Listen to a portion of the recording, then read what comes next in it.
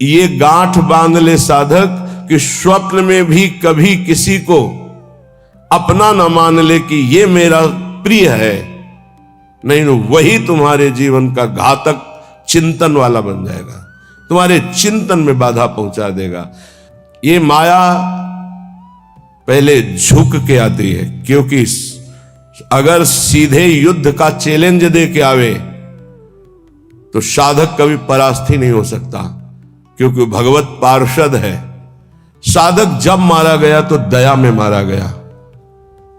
इन शब्दों को बहुत ध्यान से सुनना। ये सत्संग है भगवत प्राप्ति के लिए, चाहे गृहस्थ साधक हो या विरक्त साधक। कभी माया ऐसे चैलेंज करके नहीं आती संतों के पास, साधकों के पास, भक्तों के पास, क्योंकि जानती चैलेंज करने पर इनका स्वामी खड़ा हो जाएगा, और स्वामी साथ खड़े तो दासी है माया, सामने टिकेगी नहीं, भाग जाएगी। वो बड़ी चतुरता से आती, प्रवीणता से झुक के आती है और झुका के रौंद के जाती है। ये लिख लो कागज में, चाहे दिमाग में लिख लो। झुक के आती है और झुका के रौंद के रुला के फिर उन संतों का अनुभव निकलता है। स्वप्न में भी कभी किसी को अपना ना माने। यहां जीवन में बात लिख लेनी चाहिए।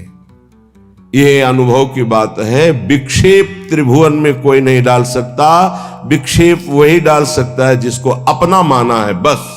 वो चाहे वस्तु हो, चाहे व्यक्ति हो, चाहे स्थान हो, जिसे अपना मान लोगे वही तुम्हारे भगवत चिंतन में बाधा खड़ी कर सकता है, अन्यथा किसी की ताकत ही नहीं है। और हम अपना कब किसको मानते हैं? जब कोई झुक के रो के आता है तो दया से द्रवित होकर के जे भी उसे स्वीकार करता है तो उसकी दया का दुरुपयोग करके रौंदते रौंदते उसे भगवत विमुख करने की पूरी चेष्टा की जाती है। ये माया है। इसलिए असंगोहम पुरुषः, जिसने ये ब्रह्म सूत्र अपने जीवन में धारण किया, ये हम बहुत चूक की बात बता रहे हैं। दया बिना साधु कसाई, दया करी तो आफत आई। जीवन में ये अनुभव की बात बता रहा हूं। जब कभी चूक हुई है तो दया के कारण हुई है, और जब कभी कोई विघ्न साधना में पड़ता है तो साधु की दया उसे फंसाती है। इसलिए वो दया जो हमारे प्रभु के चिंतन में बाधा पहुंचा दे, कभी नहीं। दया दूर से करनी चाहिए। उपदेश कर दे भगवान नाम वाणी लीला का और छोड़ दे। पर होता क्या है, ये समर्थों को उपदेश दिया जाता है। जिनको अपने बल से उठाकर भगवत प्राप्ति करानी होती है उनको उपदेश नहीं दिया जाता, उनको गोद में लेके चला जाता है। पर ऐसे गोद में लेकर चलने के लिए चाहे अपनी दुर्गति हो जाए पर उनकी दुर्गति ना होने पावे, ऐसा स्वभाव संतों का, तो उनको दुख भोगना पड़ता है। यद्यपि उनकी महानता है पर उनको दुख भोगना पड़ता है। ये संसार उनको रुलाता है, ये संसार उनको पीटता है, ये संसार उनको मारता है, संसार उनके शरीर को नष्ट कर देता है। कितने उदाहरण हैं। अगर साधक निर्विघ्न परमात्मानंद में स्थित होना है तो दया किस पे करनी है? किसी पे नहीं। क्यों? क्योंकि सब भगवान का स्वरूप है। हम खुद दया के पात्र हैं। सब हम पर दया करें, हाथ जोड़ के त्रणादपि सुनिचेन तो निकल जाओगे। और अगर गुरु बने दया करके परम पद प्राप्ति कराने के लिए, तो उदारता है, ये उसका स्वभाव है। पर रो के यहां से जाना पड़ेगा, पिट के यहां से जाना पड़ेगा, और नाना प्रकार के प्रहार को सह के जाना पड़ेगा।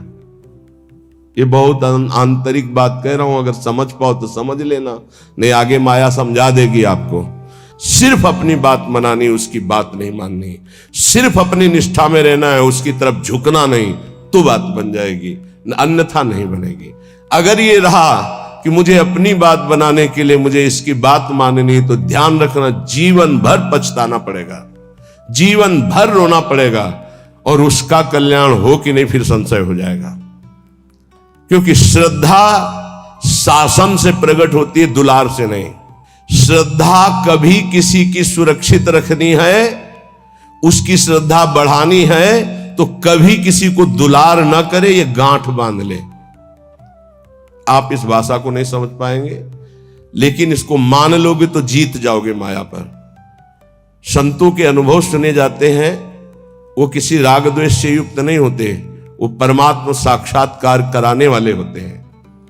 कभी भी साधक को, संत को, उपदेशक को दया करके, द्रवित होकर अपने सिद्धांत का त्याग करके उसको सुधारने के लिए कभी ना झुके। अगर अपने सिद्धांत से उसका उद्धार होता है तो ठीक है, अपने सिद्धांत को त्याग दिया तो जीवन भर पश्चाताप रहेगा और सामने वाले का उद्धार नहीं हो सकता। ये खूब सूक्ष्मता से रात रात भर भगवत चिंतन करके उसका अनुभव कि उपासक की ये गलती हो जाती है। अपने लोग किसी भी बात को, किसी भी घटना को घुस करके हुए घुनाक्षर न्याय, जो जैसे घुन गेहूं को ऊपर पूरा सुरक्षित रखता है और एक जगह से छेद करके अंदर जाता है और पूरा का पूरा माल ले लेता है, केवल खोखा रह जाता है, ऐसे उसे घुनाक्षर न्याय कहते हैं। किसी भी घटना, किसी भी शब्द पर घुस जाना और उसके रहस्य को निकाल करके ज्यों का त्यों ऐसा अनुभव करना, ये उपासक बड़े बड़े संतों से गलती हो जाती है। और इसी गलती का नाम साधुता है। इसी गलती का नाम साधुता है कि वो अपनी गति दुर्गति का ध्यान न रख करके पामर जीवों को परम पद प्रदान करने के लिए नीचे उतर जाते हैं। आओ हमारे सर पर पैर रखो और भगवत प्राप्ति करो। हम जैसे हैं वैसे प्रियालाल के हैं। हमारे प्रियालाल में अपार सामर्थ्य है। साधक जब तक भगवत साक्षात्कार न कर ले तब तक तटस्थ भूमिका रखे, कभी किसी को अपना न मान ले, नहीं तो भगवत साक्षात्कार में बाधा पड़ जाएगी। तुम जैसे हो वैसे भगवत साक्षात्कार कर सकते हो। हमारी बात ध्यान रखना। काम है, क्रोध है, लोभ है, चिंता मत करो। ये नारकी गति प्रदान करने वाले शत्रु हैं, पर हम जिनके शरणागत हैं उनके प्रभाव से, जैसे जंगहा लोहा पारस के प्रभाव से सोना बन जाता है, तो पारस भी तो जड़ है। जड़ पारस अपना स्वभाव नहीं छोड़ती, तो चैतन्य घन परमात्मा और हमारी स्वामिनी किशोरी जो, वो अपना स्वभाव कैसे छोड़ देंगी? उनका स्वभाव ही है, जो उनकी शरण में आ गया उसे निर्मल कर देना, प्रेम प्रदान कर देना। पर अपना कोई एक स्वप्न में भी नहीं होना चाहिए। सपने हो और न देखत कोई ऐसा सहयोगी नहीं है जो मुझे प्रियालाल में लीन करने का सहयोग करे। प्रियालाल से दूरी बनाने वाला मित्र तो मिल जाएगा। जब तुम भगवत मार्ग में चलोगे तो रुददपि पित्र मात्र बंधु पुत्रादिकम अपहायन सम्यनार्ह दुखते ही, तुम्हारे माता पिता तुम्हारे विरुद्ध हो जाएंगे। भगवत मार्ग में चलोगे तो कोई बिरला ही होता है जो अनुकूल हो जाए। बहुत कठोर हृदय भगवत मार्ग में चाहिए। ममता से लड़ने के लिए कठोर हृदय चाहिए। समता में स्थित होने के लिए सहृदय चाहिए। दोनों बात होना है। ये हमारे प्रभु के सद्गुण हैं। कुसुम से भी कोमल और वज्र से भी कठोर। अपने शब्द के लिए कठोर, और ये अपनापन जहां प्रभु में समर्पित हुआ तो सहृदय। इसको समेटो अपनेपन को। रुददपि पित्र मात्र, रुददपि, यदि वो रो रहे हैं या ऐसी युक्तियां पेश कर रहे हैं, उपासक को चाहिए इस जाल में न फंसे। महाप्रभु चैतन्य देव, बड़े बड़े आद्य गुरु भगवान शंकराचार्य, बड़े बड़े महापुरुषों के जीवन चरित्रों में दे पाया गया कि केवल वही घर में थे, केवल वही। लेकिन प्रभु के विधान को मानकर मंगलमय संन्यास धर्म का अवलंबन लेकर छोड़। सची माता ने तो यह भी कहा था कि बेटा, पानी की तो बात जाने दो, अगर हम मरना चाहें तो कोई जहर देने वाला भी नहीं। विष्णु प्रिया तो अभी नवीन बालिका है और मैं वयोवृद्धा हूं, और जानते हो तुम्हारे सिवा कोई है। तो उनका मां श्री कृष्ण मुझे प्रेरित कर रहे हैं, मैं रुक नहीं सकता, आपको अनुमति देना होगा। ऐसे भगवान शंकराचार्य ने कहा, मां भगवान शंकर प्रेरणा कर रहे हैं, मुझे सन्यास लेना ही होगा। तो उनका बेटा, मेरा तो कोई नहीं है, ना कोई और पुत्र है, ना तेरे पिता है, कोई नहीं है और केवल तू ही है। तो उनका, मां बिना अनुमति के सन्यास लिया नहीं जाता और आपकी अनुमति अनिवार्य है, तो क्या आप मुझे अनुमति नहीं देंगी? तो बेटा कैसे दे सकते हो? तो चलो मां गंगा स्नान करने चलते गए। तो वो तो महायोगी थे, मगरमच्छ प्रकट कर दिया। बोले, मां मुझे मगरमच्छ खा रहा है। अरे बोले, बेटा मैं वृद्धा हूं, कैसे बचा सकती हूँ? बोले, सन्यास की अनुमति देके कह दो सन्यास। बोले, बेटा मगरमच्छ से तो अच्छा है तुम जिंदा रहो, सन्यास ले लो। अनुमति हो गई, मगरमच्छ ध्यान हो गया।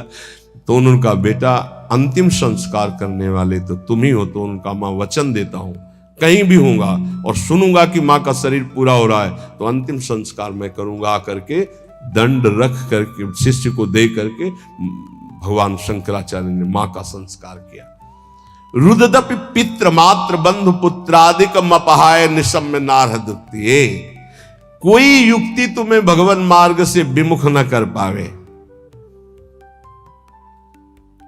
बड़े प्रलोभन, बड़े भय, कमर कस के चलना इस मार्ग में। श्रीपाद कह रहे हैं, हृदय परम कठोरताम दधानो द्रुत मवलोकय कृष्ण केलि कुंजम।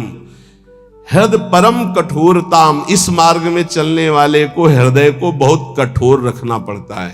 और कठोर ऐसा जैसे नारियल, अंदर एकदम कोमल, बाहर एकदम कठोर। बाहर नारियल जैसा रहे ना, नारियल को देखते हो जटा, फिर कठोरता उसकी खप्पर की, और अंदर देखो बड़ा मुलायम मीठी गरी। ऐसे संत होते हैं, हृदय से एकदम कोमल, बाहर से एकदम कठोर, उनको जल्दी कोई पहचान नहीं सकता।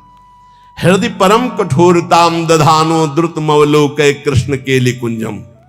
यदि तुम मेरी ये बात मान गए और हृदय को कठोर कर लिया और ममता का त्याग करके निरंतर भजन किए, तो इसी जन्म में तुम श्री कृष्ण केलि कुंजम, श्री कृष्ण केलि कुंजम क्या, राधा केलि कुंजम, हाँ श्री राधा केलि कुंजम प्रवेशम, प्रवेश हो जाएगा श्री जी की केलि कुंज में। ये संपूर्ण वृंदावन राधा केलि कुंज है, प्रियालाल की केलि कुंज है। मान जाओ, हम ये नहीं कह रहे कि हमारे भाव कहने का कि आप सन्यास ले लो, नहीं ये नहीं कह रहे। हृदय को मोह ममता रहित करके उन्हीं के बीच में रखकर उनकी सेवा करते हुए खूब भजन करो। बोले, तुमने क्यों नहीं किया? हमारे भाग्य में लिखा था। ये तुम्हारे लोगों के भाग्य में लिख दिया है। किसने लिखा है? ब्रह्मा ने नहीं लिखा, गुरु ने लिखा है। ये ब्रह्मा के लिखे भाग्य से नहीं, कुंडली देख लो अपनी, निकलवा लो कुंडली, उसमें लिखा हो कि बाबा जी बनेगा तो हमें बताना। ये गुरु भाग्य बदल दिए। ये संत जन जहां जाते हैं ना, नारद सिख जे सुनहि नर नारी, अवसि भवन तजी होहि भिखार। संतों को भिक्षा देने का मतलब जानते हो? संचित कर्म, क्रियमाण कर्म सबका नाश और महाभागवत पदवी प्रदान कर देना। जहां संत जाते हैं, जहां संत जूठन गिरती है, जहां संत वचन होते हैं, वहां माया की दाल नहीं गलती। वहां परमात्मा प्राप्ति के लिए उस जूठन से एक न एक पौधा तैयार होता ही रहता है। जहां संतों का चरणामृत गिरा और संतों की जूठन गिरी, वहां एक नया बीज प्रकट होता है। कौन? सो कुल धन्य उमा सुन जगत पूज्य सुपनीत, श्री रघुवीर परायण जे जन उपज विनीत। नाम प्रसंग कहत उपदेश जाया, धर्म धन्य सो देश धन्य सो कुल जे जन्म भयो। धन्य सो तात धन्य सो माय, संतत सकल सुनो चितलाय, श्री हरिवंश प्रताप। ए जाना है, श्री जी मिल गई तो अनंत जन्मों की बिगड़ी बन गई। जिसे भगवत प्राप्ति होनी होती है, उसके लक्षण क्या होते हैं? श्री भगवान सिद्ध पुरुष के लक्षण, और भगवत प्राप्ति जिसको होनी होती है उसके वो आदर्श लक्षण होते हैं। भगवान श्री कृष्णचंद्र जी गीता जी में कह रहे हैं कि हे अर्जुन, यदृच्छालाभ संतुष्टो, ये बहुत सुंदर श्लोक है, जीवन में उतारिएगा। यदृच्छालाभ संतुष्टो द्वंद्वातीतो विमत्सरः, समः सिद्धाव सिद्धौ च कृत्वापि न निबध्यते। यदृच्छालाभ संतुष्टः, हे उपासक, ये सिद्ध महापुरुष के लक्षण है और उपासक को ये धारण करना चाहिए जिसे भगवत प्राप्ति करनी है। यदृच्छालाभ संतुष्टः, हम जो साधना कर रहे हैं, चाहे गृहस्थ धर्म से युक्त होकर चाहे विरक्त धर्म से युक्त होकर, यदृच्छालाभ संतुष्टो, अब भगवान की इच्छा से सुख दुखे समय कृत्वा लाभालाभो जया जयो, जय हो या पराजय, लाभ हो या हानि, सुख हो या दुख, संतुष्टायन के नवा, मुझे संतुष्ट रहना, प्रसन्न रहना है, सुख और दुख में, लाभ और हानि में, जय और पराजय में। ये हमारी साधना की कसौटी है। साधना में पराजित हो गया और शांत है, यही तो साधुता है। यदृच्छालाभ संतुष्टो, हम फल प्राप्ति का उद्देश्य रख करके अगर साधना करेंगे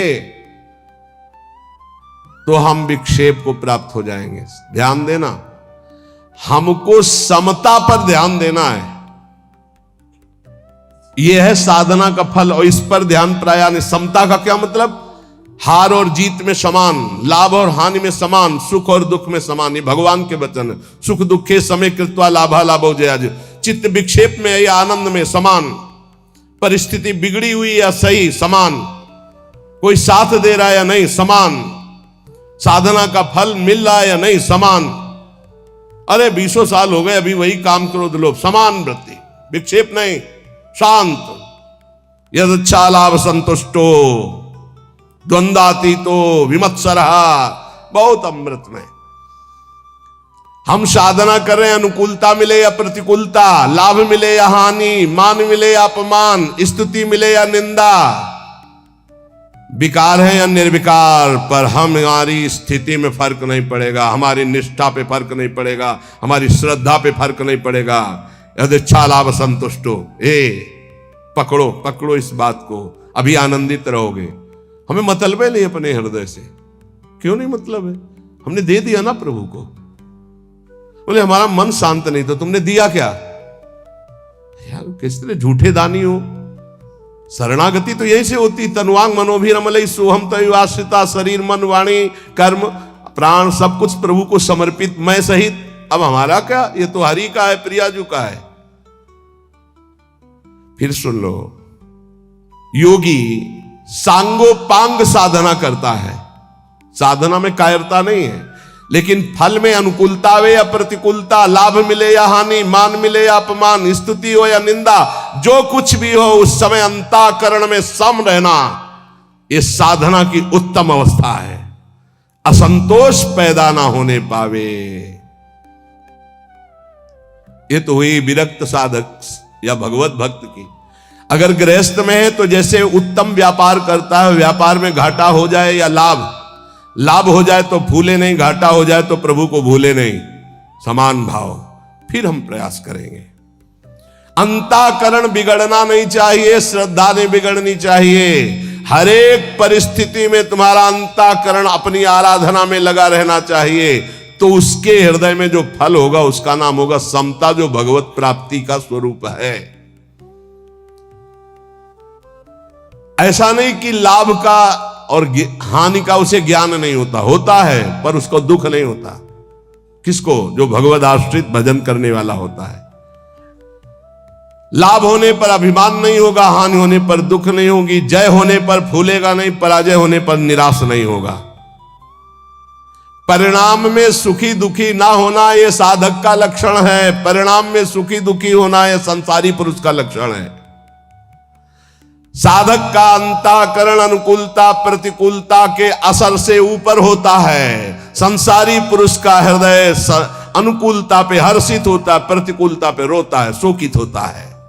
तुम संसारी पुरुष नहीं हो, घबराना नहीं। क्योंकि तुम साधक हो, भगवान के शरणागत हो, अंतःकरण में तुम्हारे ऊपर कोई प्रभाव नहीं पड़ना चाहिए अनुकूलता या प्रतिकूलता का। ये कब? जब पापाचरण नहीं होंगे तब। पापाचरण होंगे तो केवल बातें सुनोगे, इसका प्रभाव पड़ेगा। यदृच्छा लाभ संतुष्टा, जैसे प्रभु तुम्हें रख रहे, जोई जोई प्यारो करे सोई मोई भावे। देख लो, प्यारे हराना चाहते तो हम जीतना क्यों चाहें? हम राजी है। प्यारे दुख में रखना चाहते तो हम सुखी क्यों होना चाहें? हमें दुख वो सुख से भी बढ़कर है जो हमारे प्यारे हैं। बने तो रघुबरते बने और बिगड़े तो भरपूर। हम उस बिगड़ने पर भी सुखी हैं क्योंकि प्रभु के विधान से हो रहा, मैंने थोड़ी सोचा है। यदिच्छा लाभ संतुष्टा, पहला बैठा लो, किसी भी स्थिति में विचलित नहीं होना। किसी भी स्थिति में नहीं, ऐसा नहीं होता। लाभ हो या हानि हो, अनुकूलता हो या प्रतिकूलता हो, मान हो या अपमान हो, निंदा हो या स्थिति हो, समान भाव रख के तब माना जाएगा इष्ट प्रेम या गुरु प्रेम। जोई जोई प्यारो करे सोई मोई भावे। ये कोई सरल भाव नहीं है। प्यारे ने कैंसर दे दिया, भावे गाओ जोई जोई प्यारो करे सोई मोई भावे। अनुकूलता में तो सब गाते हैं जोई जोई प्यारो करे सोई मोई, प्रतिकूलता में गाओ जोई जोई प्यारो करे सोई मोई भावे। आगे कह रहे द्वंद्वाती तो विमत्सरहा, जो भगवान का भक्त होता है उस पर किसी भी द्वंद्व का प्रभाव नहीं पड़ता, सिद्ध महापुरुष पर। पूज्यपाद श्री उड़िया बाबा जी महाराज प्रभुदत्त ब्रह्मचारी जी ने बहुत बड़ा संत संगोष्ठी रखी थी, जिसमें हरि बाबा और उड़िया बाबा भी पधारे थे। तो उस समय एक सन्यासी महान जो भारत में यश प्राप्त किए हुए थे, उनके गुरुजन, सिद्ध महापुरुषों की स्वाभाविक यश कीर्ति होती रहती है, तो उससे जो भगवत तत्व के ज्ञान होना और भगवत तत्व का बोध होना, इसमें अंतर होता है। तो भगवत तत्व के ज्ञानी थे वो, पर भगवत तत्व बोध संपन्न महापुरुष तो उड़िया बाबा थे। उन्होंने बस समस्या इतनी थी कि हरि बाबा जब घंटा बजाते थे तो सबसे पहले ओ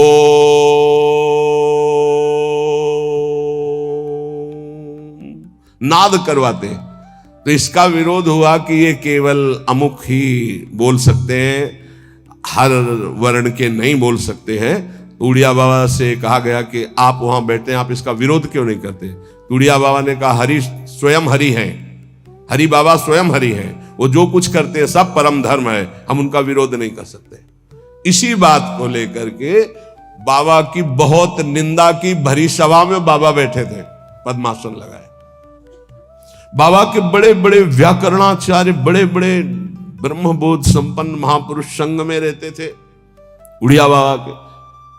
वो खड़े हो गए बड़े ज्ञानी जन और कहा कि बाबा की तरफ देख के, बाबा सबको बैठा ले और बैठे रहे आधा घंटे। खूब वो माइक मिल गया था तो खूब फराटेदार श्लोक और बार बार उड़िया बाबा का नाम ले लेकर उड़िया बाबा की निंदा, और कोई निंदा के चांस नहीं थे। इसी व्यवहार को सन्यासी होकर के ऐसा विरोध नहीं करते, ऐसा ऐसा ऐसा।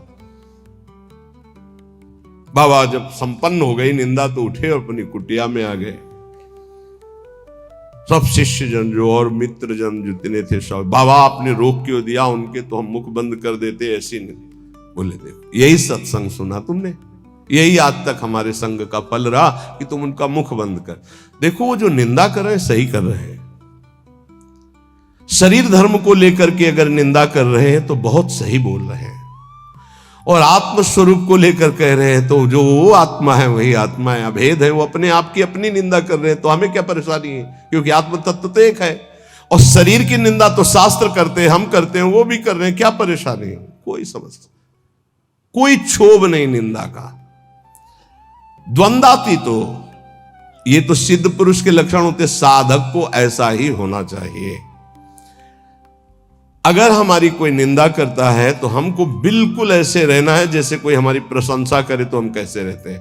प्रशंसा में हम तटस्थ रहते हैं, हृदय में हर्ष नहीं होने देते। तो निंदा में हमें तटस्थ रहना, हृदय में शोक नहीं होने देना। ये द्वंद्व है, निंदा और स्तुति।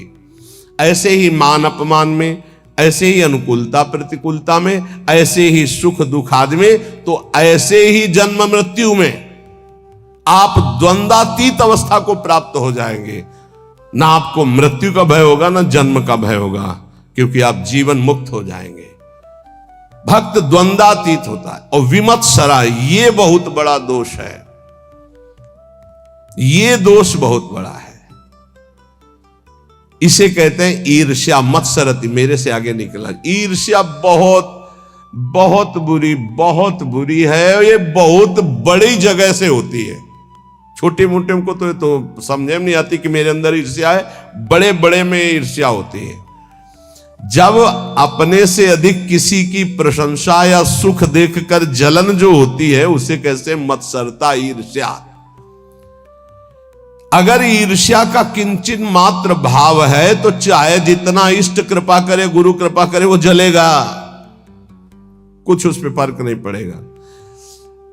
बहुत विचित्र है ये ईर्ष्या। विमत्सरा, मत्सरता रहित होना चाहिए साधक को। सिद्ध पुरुष में ईर्ष्या नहीं होती। ईर्ष्या इतना दोष सूक्ष्म है। कंचन तजना सहज है, सहज तिया का नेव, मान बड़ाई ईर्ष्या दुर्लभ तजनाए। दुर्लभ है जो कंचन कामनी पर विजय प्राप्त किए हुए, वो भी ईर्ष्या पर। बहुत विचित्र है, बहुत विचित्र। किसी की भी बड़ाई सुनकर उनकी निंदा करना शुरू कर देना, ये ईर्ष्या करवाती है। हाँ सब ठीक है भैया, ऐसे से निंदा कर देना, हृदय में उनके प्रति जलन होना। थोड़ी भी ईर्ष्या यदि हृदय में है तो भगवत प्राप्ति या भगवत प्रेम नहीं होने देगी। इसको मिटा दो। जिसके प्रति ईर्ष्या, उसके चरण वंदना करो, उसको हाथ जोड़ो, उसको और प्यार करो, जिससे ईर्ष्या तुम्हारे हृदय में उसके प्रति ना होने पावे। ये अपनी कोशिश से होगा, दूसरे की कृपा से नहीं। आप ये मत समझे इसमें। ये ईर्ष्या सबसे बड़ा सूक्ष्म दोष है, और ये बड़े बड़े साधकों और संतों में भी जागृत हो जाए यदि सावधान न रहे तो। ये बहुत बड़ा दोष। इसीलिए लिखा कंचन तजना सहज है, सहज तिया का ने, मान बड़ाई ईर्ष्या दुर्लभ तजनाए। ईर्ष्या से बहुत बड़ी हानि हो जाती है, बहुत बड़ा अपराध बन जाता है। इसमें निंदा आदि दोष, बहुत गलती हो जाती है, बहुत बड़ी गलती हो। इष्ट छूट जाएंगे, गुरु छूट जाएंगे, ईर्ष्या नहीं छूटेगी। मतलब बहुत ही ये सूक्ष्म विषय ईर्ष्या। मत्सरत, मेरे से आगे निकला जा रहा है। ये ईर्ष्या बहुत मत्सर, विमत्सरहा, भक्त विमत्सर होता है। चाहे जितना आपस में प्रेम हो, ईर्ष्या जागृत हो जाए तो एकता, मित्रता, भाव, श्रद्धा सब नष्ट कर देगी। चाहे जितना प्रेम, ईर्ष्या जागृत हो जाए तो बहुत दूरी बना देती ईर्ष्या। वैर और भिन्नता ये पैदा करना इसका काम है। भिन्नता, दूरी बना देना और दुश्मनी पैदा कर देना, ये ईर्ष्या का काम है। साधक इस दोष से बचे। बड़ा भयानक दोष है ईर्ष्या। ये बहुत जल्दी हो जाता है। छोटों में तो कम होता है, बड़ों में ज्यादा होता है। छोटों में छोटे स्तर से होता है, एक दो व्यक्ति। ईर्ष्या बड़ों में बहुत जोर की होती है। सुना है हमने, शब्द सुने तो उससे लगा कि ये ईर्ष्या बहुत जोर की होती। किसी की भी बड़ाई हो, फौरन निंदा। ये हमने सुना है, फौरन निंदा शुरू। हाँ ये तो ठीक है, पर लगा के उड़ गए, निंदा शुरू कर दी। ईर्ष्या बहुत विचित्र है। अपने में गुणाभिमान और दूसरे में दोष दर्शन, ये ईर्ष्या करा देती है।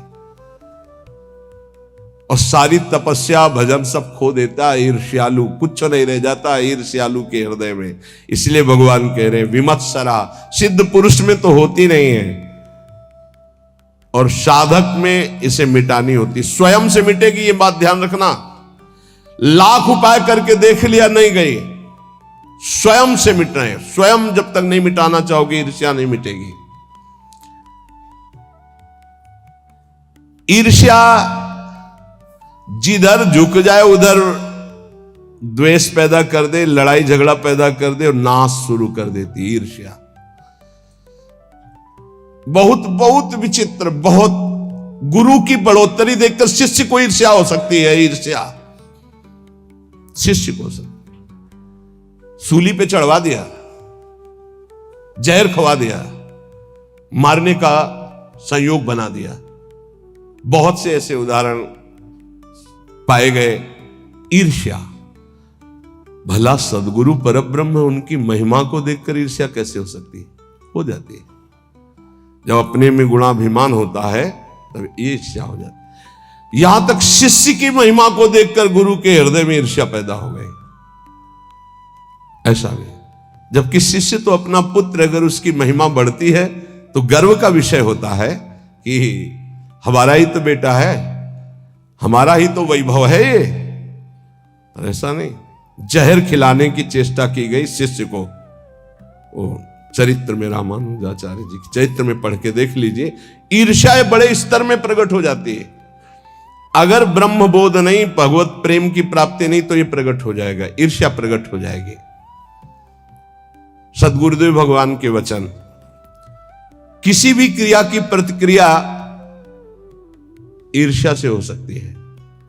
किसी भी क्रिया की प्रतिक्रिया, ये गुरुजनों के प्रति भी हो सकती है, शिष्य के प्रति भी हो सकती है, मित्र के प्रति भी हो सकती है, बहन बहन में हो सकती है, भाई भाई में हो सकता है, पिता पुत्र में, कहीं भी ये ईर्ष्या हो सकती है।